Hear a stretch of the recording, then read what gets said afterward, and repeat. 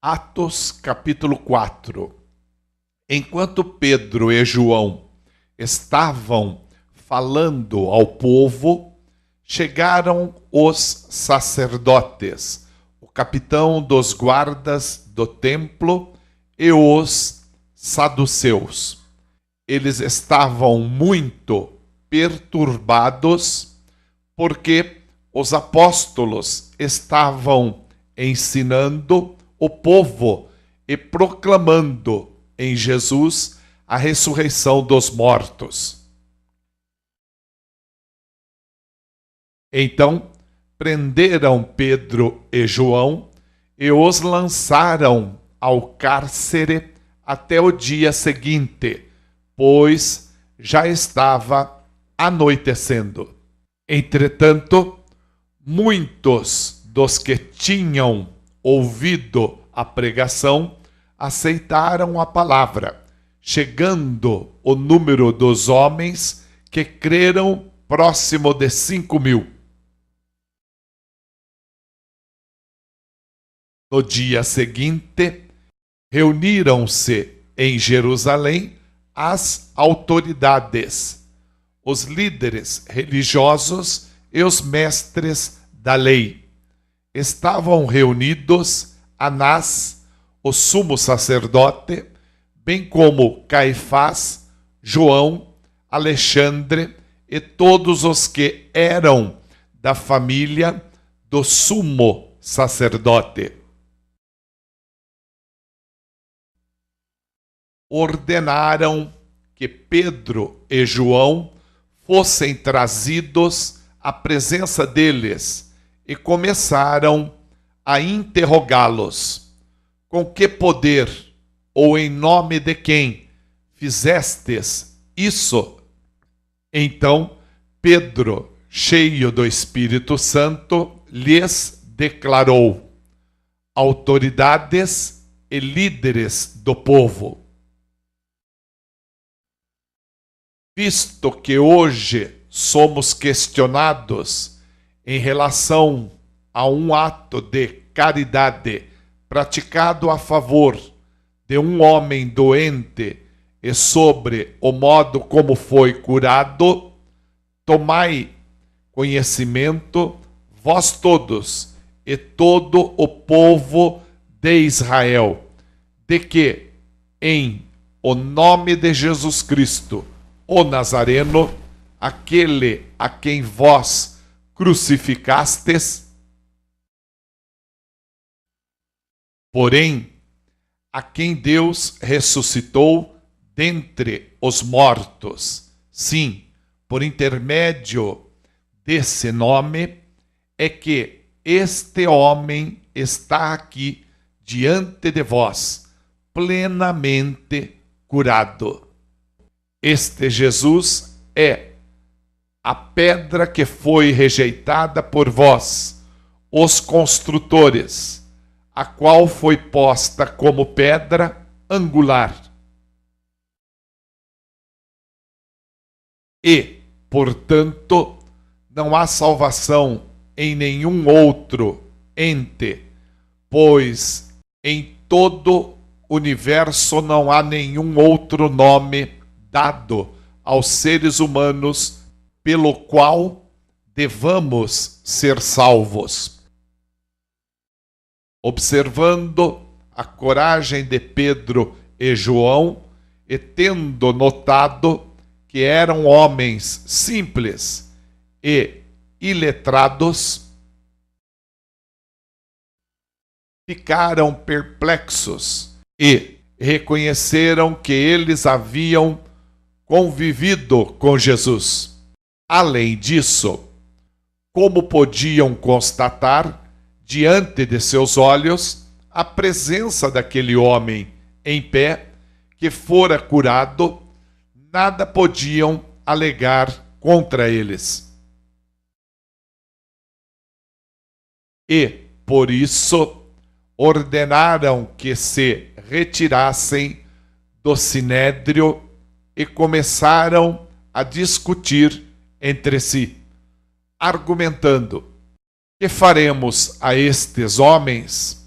Pois todos os habitantes de Jerusalém sabem que por meio deles foi realizado um sinal miraculoso, comprovado, o qual não temos como negar. Todavia, para que isso não se divulgue ainda mais entre o povo, vamos intimidá-los, exigindo que a ninguém mais falem sobre este nome. Então, convocando-os novamente, ordenaram-lhes que não falassem, tampouco ensinassem em o nome de Jesus.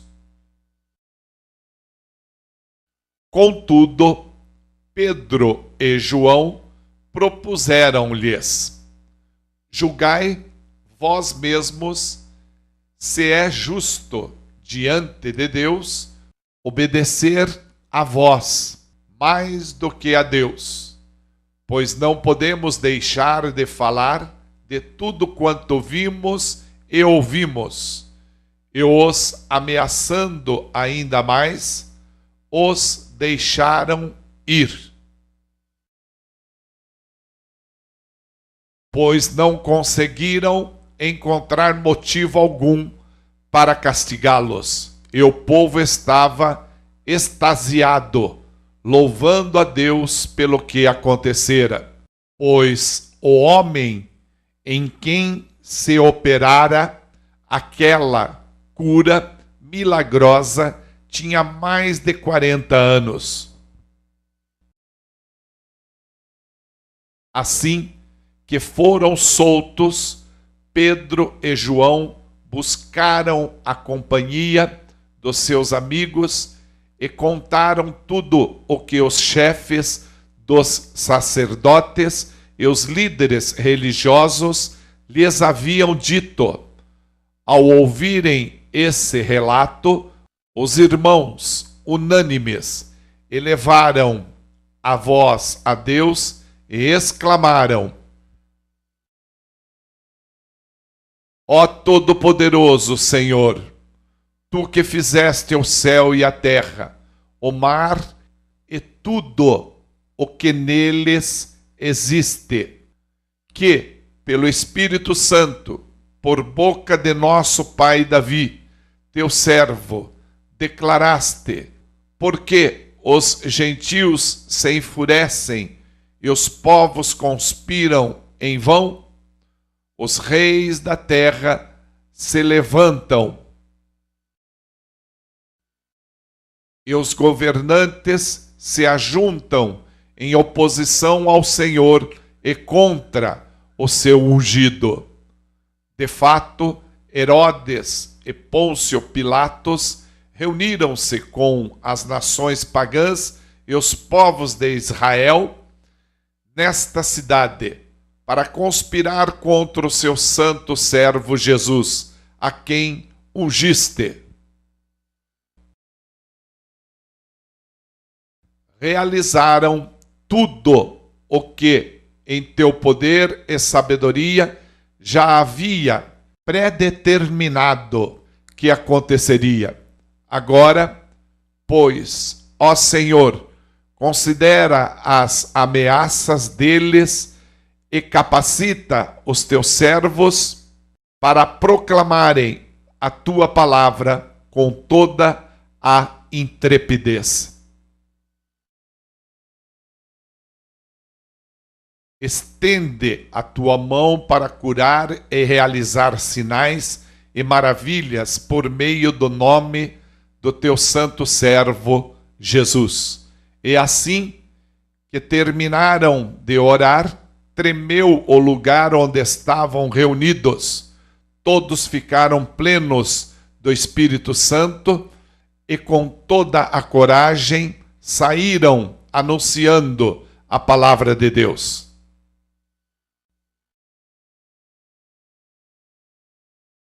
E da multidão dos que creram, um só era o sentimento e a maneira de pensar. Ninguém considerava exclusivamente seu os bens que possuía, mas todos compartilhavam tudo entre si. Com grande poder, os apóstolos continuavam a pregar, testemunhando da ressurreição do Senhor. E maravilhosa graça estava sobre todos eles. Não havia uma só pessoa necessitada entre eles, pois os que possuíam terras ou casas as vendiam, traziam o dinheiro da venda e o depositavam aos pés dos apóstolos, que por sua vez o repartiam conforme a necessidade de cada um. Então José, um levita natural de Chipre, a quem os apóstolos deram o sobrenome de Barnabé, que significa filho da consolação, sendo proprietário de um campo, vendeu-o, trouxe o dinheiro da venda e o colocou junto aos pés dos apóstolos.